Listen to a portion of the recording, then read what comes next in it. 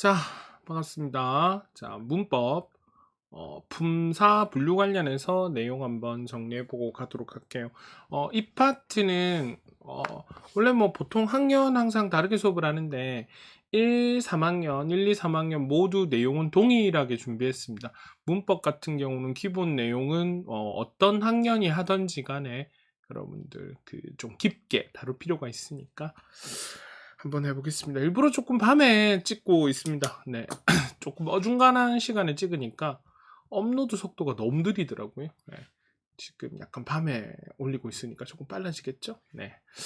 한번 해봅시다. 자, 우리 내용은 사실은 다 했었습니다. 그래서 한 번만 점검을 해보면 기본적으로 품사 관련해서 우리말은 구품사고 체크하셔야 될 게 동사와 형용사를 구별하는 기준.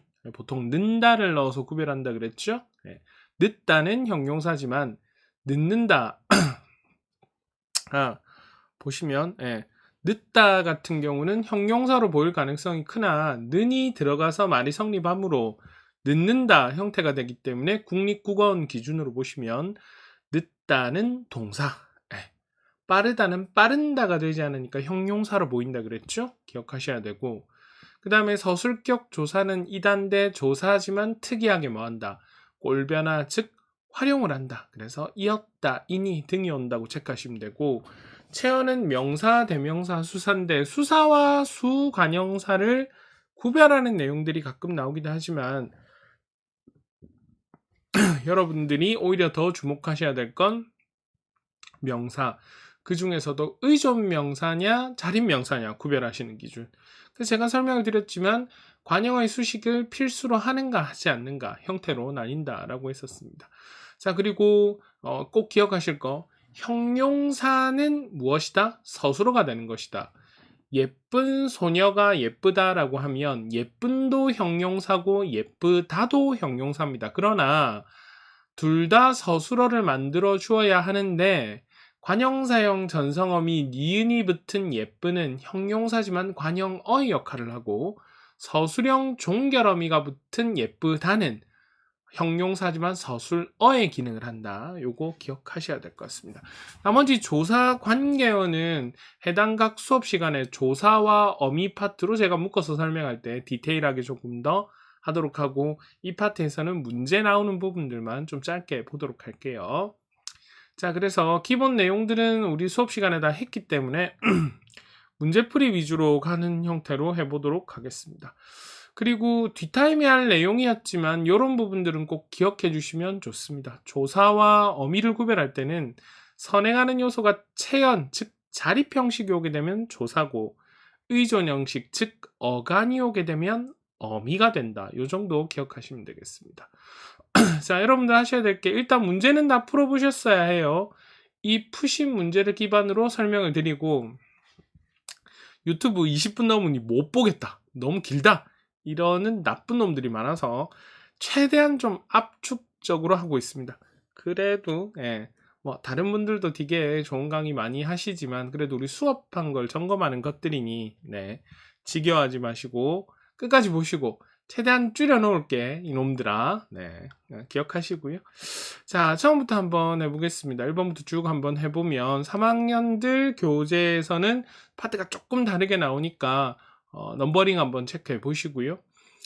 여기 보시면 기억 한번 봅시다. 어떤 명사는 반드시 앞에 관형어의 꾸밈을 받아야 한다니까 기억은 의존 명사가 될 것이고, 이러한 명사 시리즈 중에는 뭐냐면 제한적인 격조사가 오는 형태가 있습니다. 예를 들어 뭐 미연 같은 경우 보시면 미연에 방지하다, 즉 부사격 조사 넣을 수 있는데 뭐 이 방법이 미연이다 등의 서술격 조사 넣을 수가 없죠. 이런 식으로 쓰임에 제한이 있는 요소들이 있습니다. 자, 그런 거 한번 따져보시면 의존 명사 형태부터 잡아내시는 게 좋은데 2번하고 4번인데요. 것입니다 같은 경우에 것은 우리가 자주 말씀드렸지만 보편성 의존 명사. 보편성 의존 명사는 뭐하다? 다양한 문장 성분으로 쓰일 수 있다. 그래서 것이, 것을, 것에, 뭐 것입니다 다 가능하니까 보편적으로 쓰이는 거고요. 따름 같은 경우는 놀라울이 없다고 한번 생각해 봅시다. 따름입니다. follow 의미가 아니죠.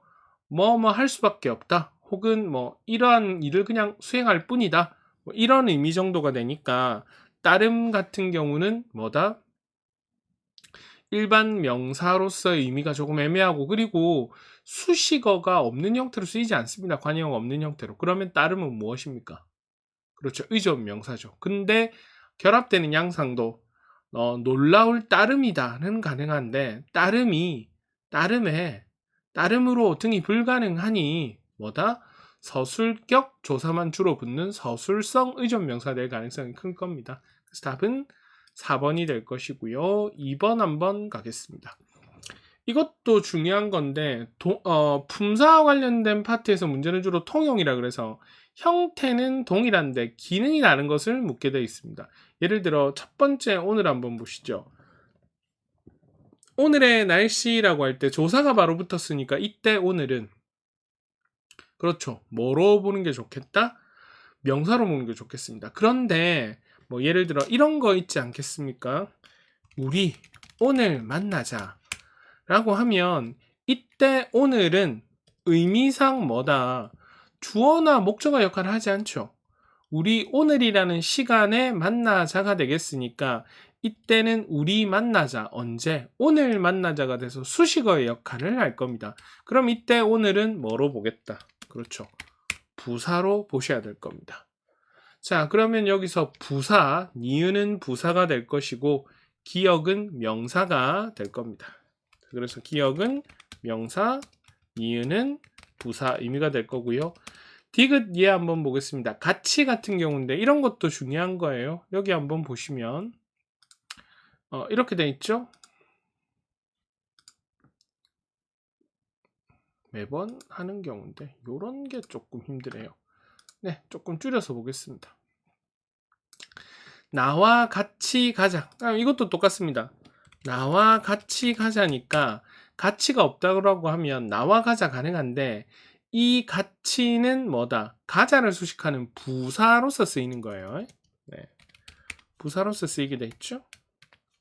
근데 너같이 하면 안 돼 라고 했을 때 앞에 명사가 올 때 이때 가치는 뭐로 보이겠습니까? 네, 이때 가치는 조사의 형태로 보일 가능성이 높은 것 같습니다. 이유는 뭐가 오기 때문에? 체온이 오기 때문이죠. 네, 그래서 됐은 것 같습니다. 그러면 디귿은 여기서 보시면 예시 나올 거고요. 리을 같은 경우는 뭐가 되겠다? 조사, 누구 뒤에 붙어서 체온 뒤에 붙어서 이런 이야기가 되겠습니다. 그러면 여기서 2번에 보시면 오늘 뒤에는 조사애가 있어야 된다라고 하면 부사격 조사가 있어야지만 부사어로 쓰인다라고 하면 이 아이는 부사가 아니라 뭐가 되겠습니까? 체온이 되겠죠? 네, 근데 여기서 보시면 오늘 만나자 시리즈니까 니은은 뭐가 되겠다? 부사가 되겠다는 거 기억하셔야 될 겁니다. 자, 그 다음 한번 가보겠습니다.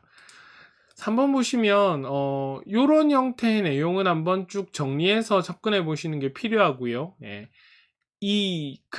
저, 헌세, 온간, 무슨, 첫, 옛 요게 9가지가 관형사 시리즈가 되겠고 한두, 서너 할 때 이 두 같은 경우는 관형사는 맞는데 수관형사 하나, 둘, 셋은 수사 이런 식의 형태가 될 겁니다. 그리고 기억하셔야 될 거 영어랑 똑같습니다. this, that 생각하시면 돼요. 가까이 있는 것은 이라는 이야기를 쓰고 멀리 있는 것은 저라는 이야기를 쓸 것이고 이 사람, 저 사람 이렇게 쓸 땐 지시관형사인데 저는 대명사로도 쓰입니다. 대명사로도 쓰일 수가 있습니다. 이거는 의미에 따라서 찾으시면 되고 대체로는 이것저것 그것의 형태가 결합되어 통째로 대명사로 쓰이지만 가끔 자체가 대명사로 쓰일 때가 있습니다. 그게 미음이죠. 이는 실로 놀랍다라고 할 때 조사가 바로 붙어서 이게 대명사로 쓰이게 되어 있습니다. 자, 그래서 의미관계 보시면 되고 나머지 내용은 어렵지 않은데 우리 수업 때 했지만 한 번 더 해볼게요. 다른 사람을 만나라. 제가 자주 했던 이야기입니다. 얘들아, 다른 사람 만나. 오빠는 바쁘단다. 미안. 자, 나와는 다른 사람을 만나라. 사실 비슷한 의미 같은데, 근데 이때 아무것도 없을 때 다른, 또 다른이죠. another, the other의 의미 정도가 될 겁니다. other의 의미. 그러면 기본형의 의미는 other의 의미가 아닌 different, 뭐다? 정말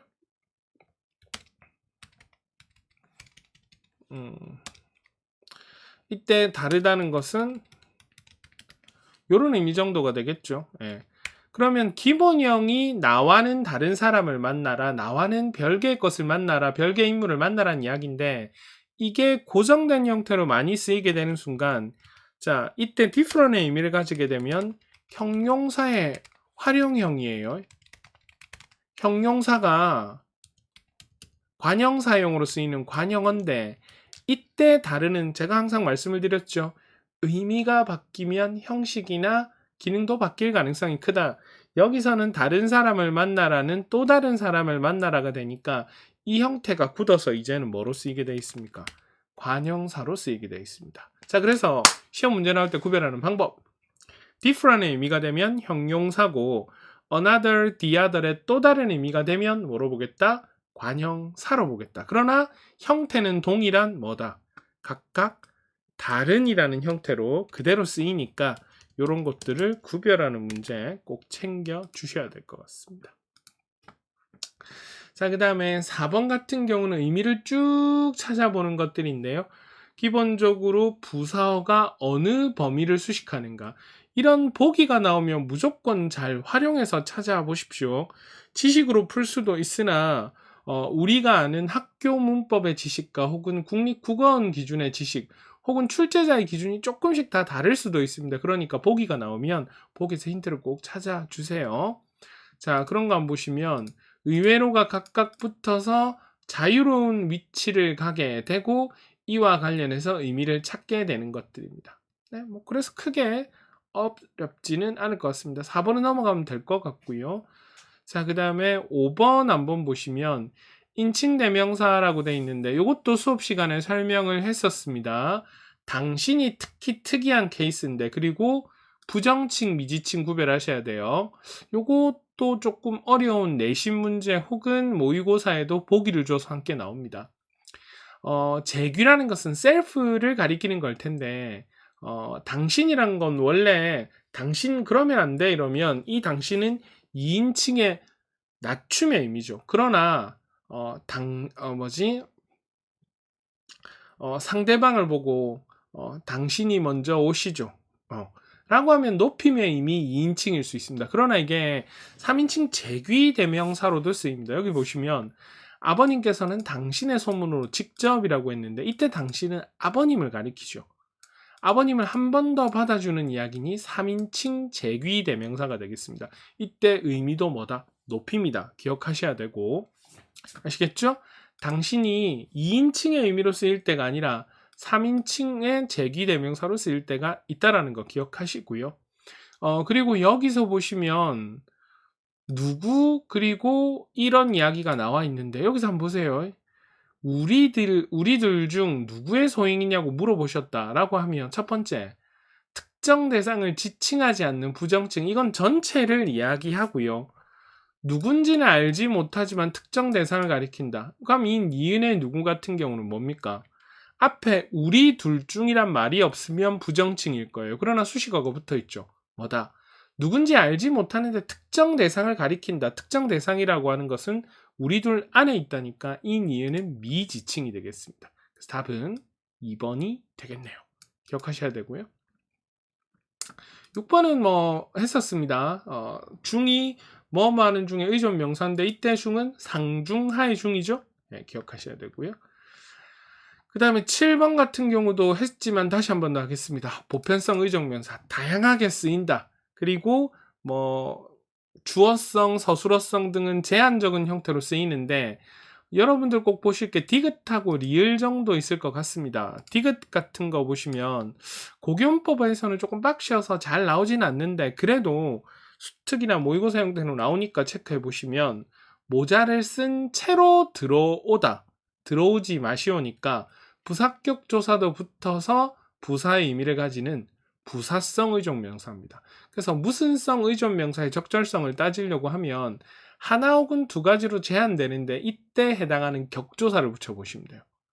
자, 그러면 채로 들어오다니까 부사성 의존명사만 되고, 그 다음에 만큼은 더 특이합니다. 뒤에 조사 잘 안 붙습니다. 보조사만 붙습니다. 보통 이제 디귿 같은 경우는 부사격 조사가 붙어서 조금 더 예쁘게 표시해 주는데, 만큼은 아예 부사격 조사 붙지 않고 보조사만 붙는데, 이거를 먹은 만큼을 먹어라 라고 해서 헷갈려서 목적어라고 할 수도 있으나, 보시면 이런 형태가 되겠죠. 밥을 먹을 만큼만 먹어라 라고 하면 이때 먹어라의 목적어는 밥을이고, 그러면 먹을 만큼만은 뭐가 됩니까? 할 만큼 해라니까 이때 먹을 만큼은 뭐다? 부사성 의존명사가 되는 거죠. 그래서 뭐다? 먹을 만큼이 먹어라를 수식해 주게 되는 거 기억하셔야 될 것 같습니다. 부사성 의존명사 뒤에 있는 서술어를 수식해 주는 거고, 얘도 품사 통형의 표지입니다. 예를 들어 관형어가 온 먹을 만큼은 의존명사인데 나만큼 해라 라고 할 때 이때만큼은 뭐다? 체언 뒤에 붙었으니까 뭐가 되겠다? 조사가 되겠죠. 네, 기억하셔야 될 것 같습니다. 자, 그 다음에 용언 같은 경우는 우리 보시면 본용언, 보조용언 구별하셔야 될 것 같은데요.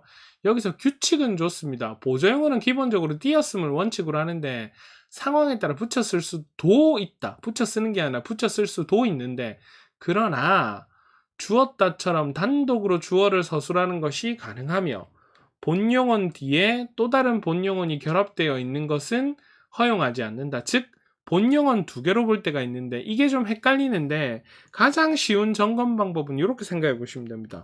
보조용어는 말 그대로 보조기 때문에 뭐 할 수 없다.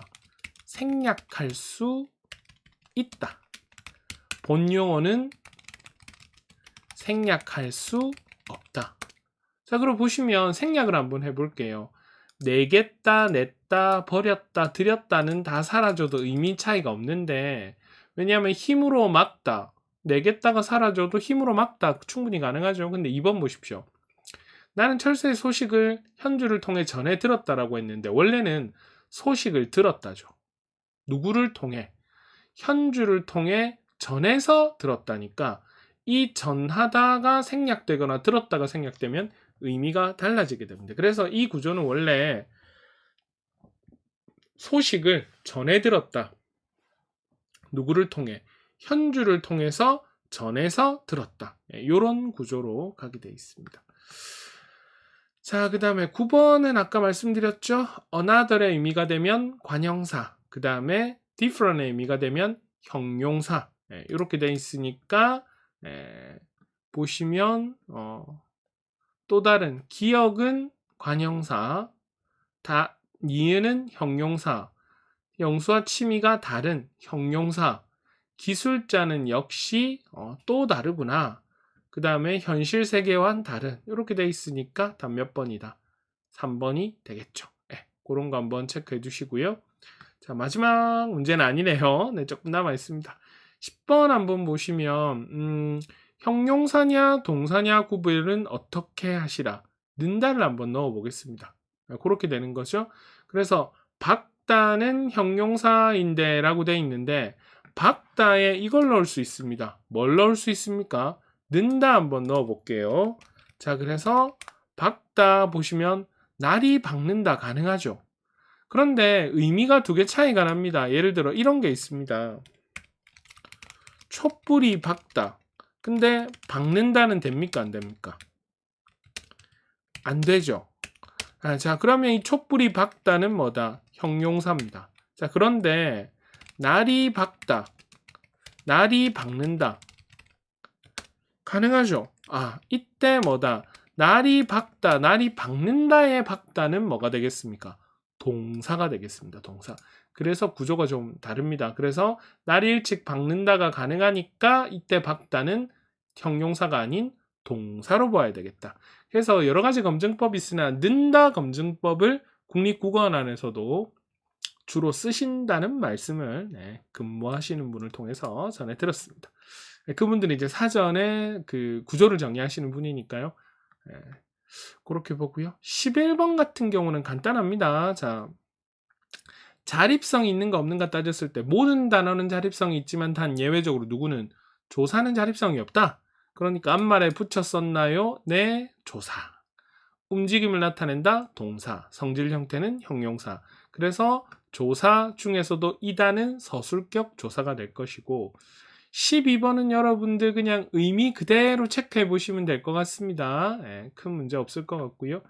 13번 같은 경우는 실제로는 여러분들 뭐 제기대명사 하기 위해서 가지고 왔는데 문제 풀 때는 결국 이겁니다. 딸이 학교에서 틀린 문제를 매일 저에게 물어봐요.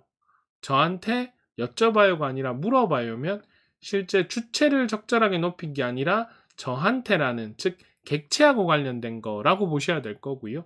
요건 나중에 문장 표현할 때 조금 자세히 하도록 하고 5번 이야기를 하고 싶었던 겁니다. 그분은 자기 손자가 똑똑하다고 믿으신다라고 하는데 일상어로는 자기 손자라고 해도 무방하나 뭐다? 3인칭 제기대명사 높임의 형태일 때는 당신이 쓰이면 뭐한다? 높여준다. 무엇을? 3인칭 앞에 나와 있는 명사를 높여주는 높임의 제기대명사다. 그래서 그분은 당신 손자가 그러면 원래 따지면 그분은 그분의 손자가 똑똑하다고 믿으신다 형태가 되겠죠. 그래서 이때 당신은 뭐다? 3인칭 제기대명사 높임의 의미가 되겠습니다. 오케이? 네. 자, 여기까지 하고요. 추가로 학년별로 또 문제 필요한 부분, 해석 필요한 부분도 올려놓을 거고요. 어쨌든 전반적으로 좀 조절하겠습니다.